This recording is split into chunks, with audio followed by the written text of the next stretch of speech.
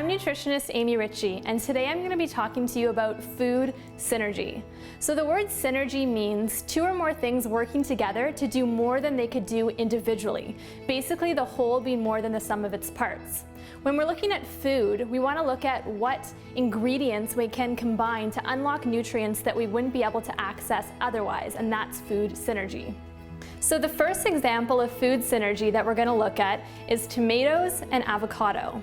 So tomatoes contain a plant compound called carotenoids. Carotenoids are what typically give fruits and vegetables their yellow, orange, or red color, but they are also sometimes present in dark green leafy vegetables. So why should we care about carotenoids? Carotenoids are an antioxidant, so this means that they help defend all of the cells in our body. So this prevents many diseases, things like cancer, cardiovascular disease, and it also helps with skin health and aging. So the carotenoids in things like tomatoes are fat soluble. This means they aren't really absorbed very well on their own, but when we add something that contains dietary fats to it, it really increases the absorption of these important carotenoids. Carotenoids are also important for eye health, those things like macular degeneration and cataracts, and they can impact our skin tone as well and help with UV protection. So things like avocado and tomato are one combination of dietary fats helping with the carotenoid absorption, but we can also combine things like olive oil with dark leafy greens, fruits like mango, cantaloupe, and apricots. Having that with some nuts is going to increase the absorption of those carotenoids as well. And then if you're going to be roasting things like carrots, sweet potatoes, squash, adding some olive oil to that is really going to increase the carotenoid absorption there. So make sure if you're having fruits and vegetables that do have that yellow, orange, red, or dark green pigment, you want to have some dietary fats present to make sure you absorb all of those disease-fighting carotenoids.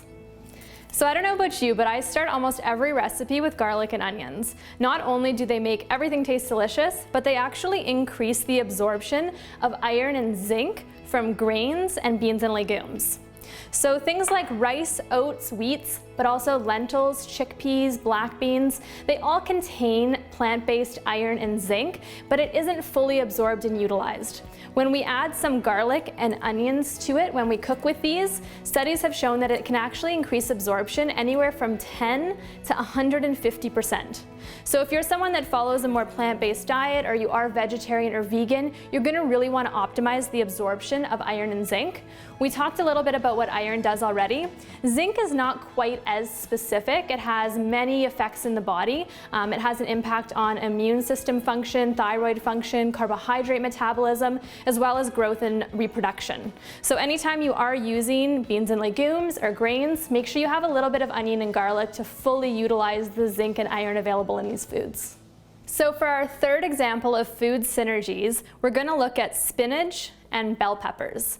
So spinach is a great source of iron, but plant-based iron isn't absorbed as well as animal iron, and I'm a fan of including a lot of plant-based food and moving away from red meat being the only source of iron in the diet, but we want to make sure that we maximize that iron absorption. Iron is extremely important for energy because it helps with oxygen transport in the body. It's also involved in neurotransmitter production of something called GABA, which is our calming and relaxing neurotransmitter, and it plays a role in collagen synthesis, so the creation of the tissue that makes our skin elastic, helps with joint health. So when we're thinking mood, skin, and energy, we want to make sure we're optimizing iron absorption.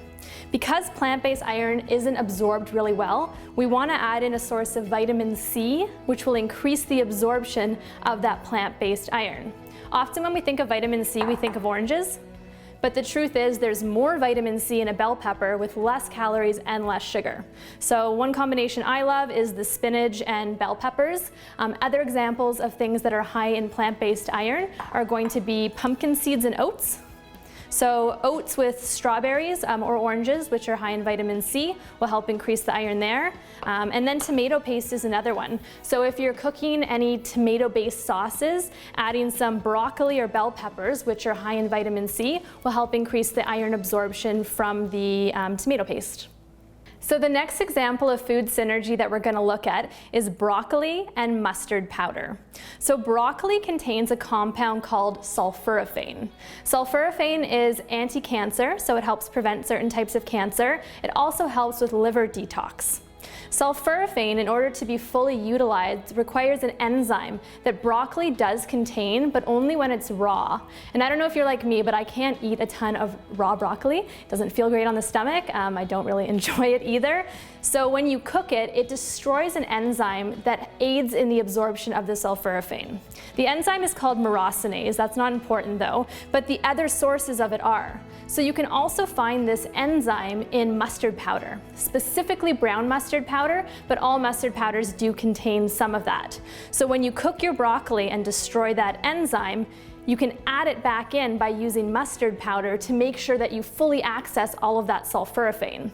So a lot of big words there, but let's break this down into how you can make this happen. So when you roast the broccoli, you could always sprinkle some of the mustard powder on it afterwards, but it doesn't have to be directly on it. It can just be another component of that meal. So let's say you're having a salad alongside that meal. Adding a little bit of mustard powder to the dressing that you're having alongside the broccoli is really going to increase the absorption of that sulforaphane. Again, the compound that has anti-cancer and liver detox benefits.